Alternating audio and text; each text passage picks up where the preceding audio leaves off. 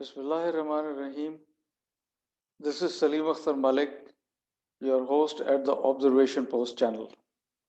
On this channel, we discuss issues of national and international importance, security matters, and important events from military history.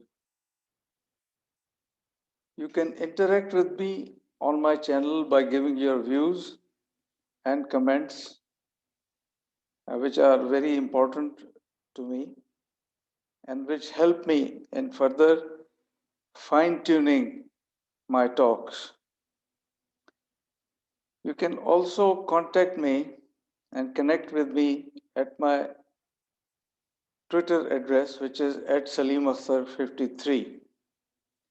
So, in this session, I'll be talking to you about the recent incident at the Iranian uranium enrichment site in the vicinity of Tehran. Reportedly, a power breakdown, which was supposedly caused by a planned explosion, hit the uranium enrichment facility of Natanz in, uh, as I said, Tehran's vicinity on Sunday, that is 11th of April this year, just a few days back.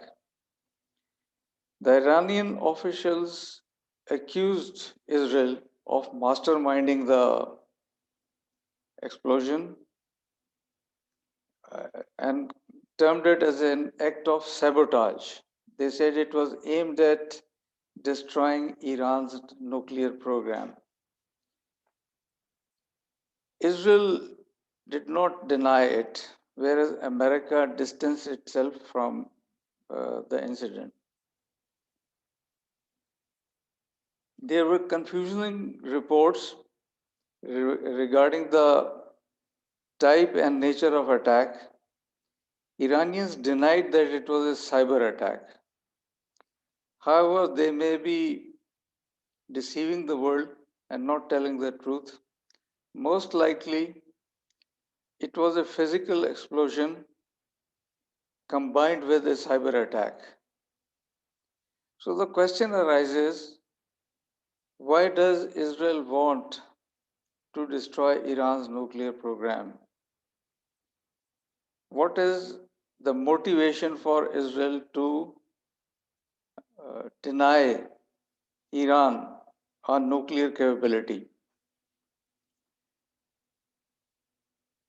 Since 1979, when the Islamic Revolution happened in Iran, various Iranian leaders have publicly said that they would destroy Israel. This gives at least an excuse to say that Iran is an existential threat to Israel and that Iran will never be allowed to become a nuclear power. Israel will make use of all options available to it to prevent Iran from becoming a nuclear power. Where do the Arabs, particularly the Arab monarchies, stand in this confrontation between Israel and Iran? The oil-rich eastern province of Saudi Arabia has been since long claimed by Iran, and Iran says that this oil-rich eastern province of Saudi Arabia was part of the ancient Persian Empire and therefore it belongs to it. The Gulf city states dotting the eastern and southern fringes of the Arabian Peninsula are also claimed by Iran on sectarian grounds. Iran is also helping Houthi rebels in Yemen. These rebels are fighting against Saudi Arabia and they are launching attacks against Saudi Arabia. Iran is also supporting Bashar al-Assad of Syria, and both Syria and Israel consider themselves enemies of each other. Iran is also supporting the paramilitary organizations, militant organizations like Hezbollah, which is fighting Israel in Lebanon as well as in Gaza. So these are the uh, prejudices, ancient prejudices on which the modern power play in the Middle East has been based.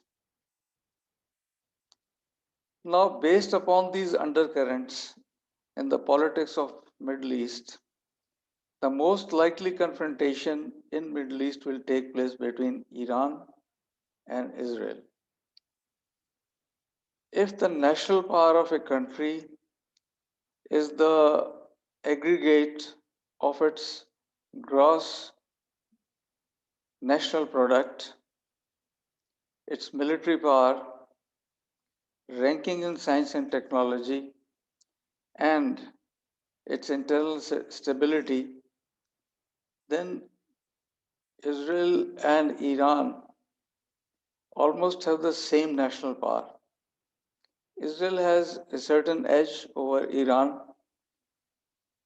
uh, on account of possession of sophisticated cutting edge technology weapons. Israel is also a nuclear power. However, Iran has got a larger military establishment, it has got a larger conventional army, but probably Israelis are better trained and have better professionally trained army. So, in spite of all this, in case of a war between Israel and Iran, there is a likelihood that Israel will be exhausted the way Iraq was exhausted during the Iran-Iraq war, which happened in 1980. Because Israel, despite its military prowess, cannot sustain a long war. It does not have a large standing army, and it depends upon reservists. So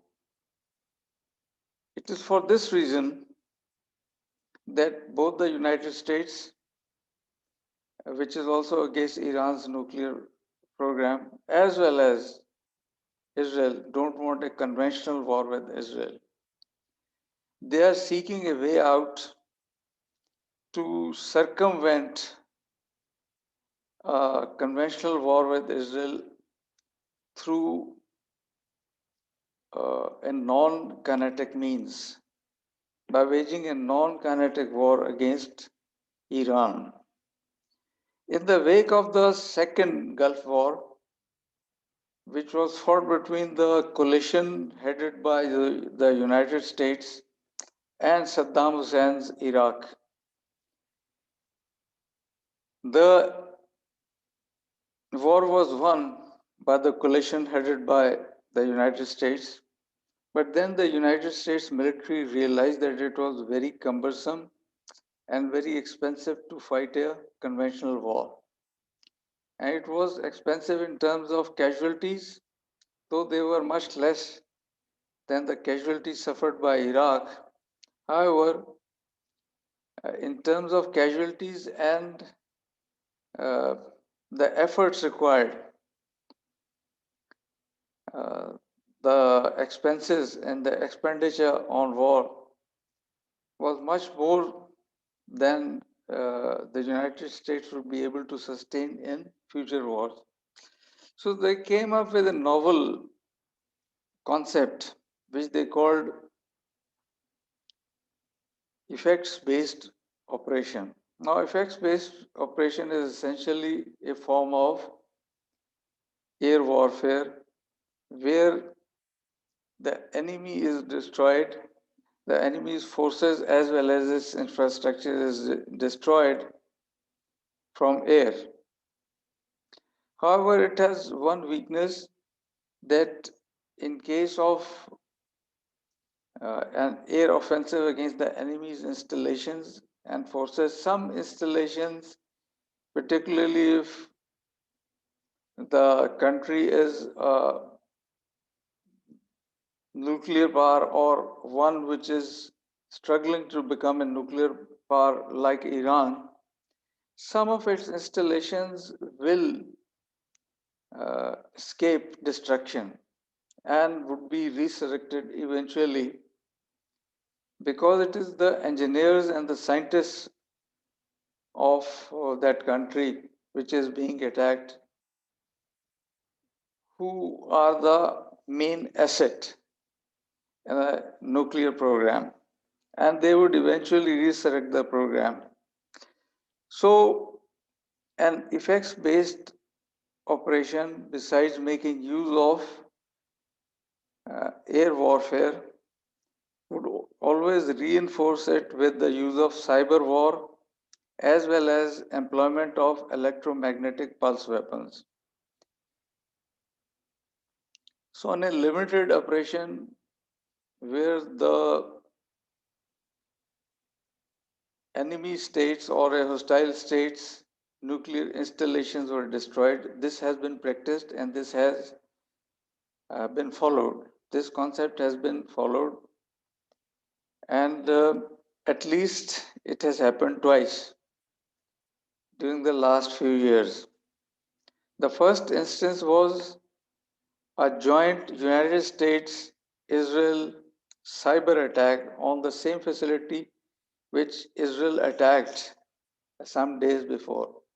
That is the Natanz facility, which was subjected to a cyber attack by the United States and Israel when President Obama was in power. So, how did they do it? The American military had and the research establishment had developed a malware, that is a virus, computer virus known as Stuxnet. That Stuxnet was inserted into the controlling computer at Natanz, the facility where Iran enriches its uranium. Now, this was done, the insertion was done manually because it is stated that the malware was contained in the USB sticks, the same USB sticks which we come across in everyday life while making use of our laptops and desktops. So it was contained in the USB sticks which were carried manually by the intelligence agents, that is, spies, or people who unknowingly became carriers of those sticks, and then they were infiltrated into the plant. They uh,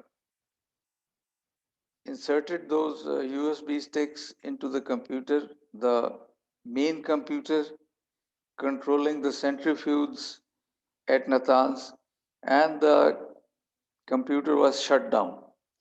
When the computer, that is the main computer at Natanz, shut down, the centrifuges, there were thousands of centrifuges, and the centrifuges they spin at a very high RPM, which is to the tune of thousands of rotations per minute. So when they are suddenly stopped, they crash. And this is what happened at Natanz, where between 1,000 and 5,000 Iranian centrifuges collapsed, they crashed and were destroyed. So that was some years ago, and since then, Iran resurrected its nuclear enrichment program, and then again, the same thing has happened, and they say that this time also uh, thousands of centrifuges have been destroyed. The second instance was when China, a few years back, inserted malware. We don't know how it did it, through agents or by beaming uh, the malware into the computers. It managed to shut down an Indian nuclear reactor. Probably it was an exercise which China was carrying out, but it did uh, manage to shut down the Indian uh, nuclear power plant at Kerala. So this thing can happen again. I have told you in detail how inserting this malware, that is computer virus, can destroy enemies nuclear facility. Now we come to the employment of electromagnetic pulse weapons for the same purpose. Now both computer malware as well as electromagnetic pulse bombs can be used in effects-based organization to destroy enemies' national networks. Oh, so what are the national networks? Iran is an urbanized country, so is Pakistan. So this threat exists for Pakistan also. So both these countries are heavily dependent upon national networks of electricity, telecommunications, industrial grids, as well as oil and gas pipeline grids, which are computerized. So the malware or the electromagnetic pulse weapon hits the critical nodes on these national networks. An electromagnetic pulse bomb is a weapon which makes use of an extensively large and very powerful electromagnetic field, which produces a short pulse of energy, which is again very powerful. And that short pulse of energy or burst of energy short circuits enemies' electronic equipment, which includes computers, satellites, radio communications, radars, radar receivers, and even traffic lights. When the national networks are crippled this way, the central authority, that is the central government of the country which has been attacked, ceases to exist, and the country is then divided into a number of semi-autonomous zones, and the war ends even before it starts. Now, in case the target country, in this case Iran and maybe Pakistan, in a future war, in a future such offensive against Pakistan, if they have decentralized their forces, the forces, that is the ground forces, will continue to fight till the situation can be controlled. However, if they have not decentralized their forces and do not have alternate systems or options for communicating with their troops on the ground, they will be defeated. And this, the Americans and the Israelis are now planning to do in a future war with Iran. And in case Iran manages to continue fighting on the ground, then they will reinforce the Americans, and most probably Israelis will also reinforce the offensive with conventional forces. They will then attack with their conventional forces and also activate their proxies, which they had been sponsoring in Iran or in case of Pakistan in our country for a long time. This is how they will destroy the target countries. Now, in case of Iran, Iran since the last many years has been trying to drag on uh, while negotiating with the United States and the European Union countries on its nuclear program. However, it will not be able to prevent a war, avoid a war with Israel, and Israel has the capability to destroy Iran's nuclear program either in a conventional offensive, which will be very expensive, but then when it comes to war, you can never rule it out. And then Israel also has the capability to destroy Iran's nuclear program with the use of cyber uh, option as well as by employment of electromagnetic pulse bombs. So electromagnetic pulse weapons also are possessed by Israel. This is what I wanted to talk to you in this session. I'll see you in the next video. Till then, bye-bye.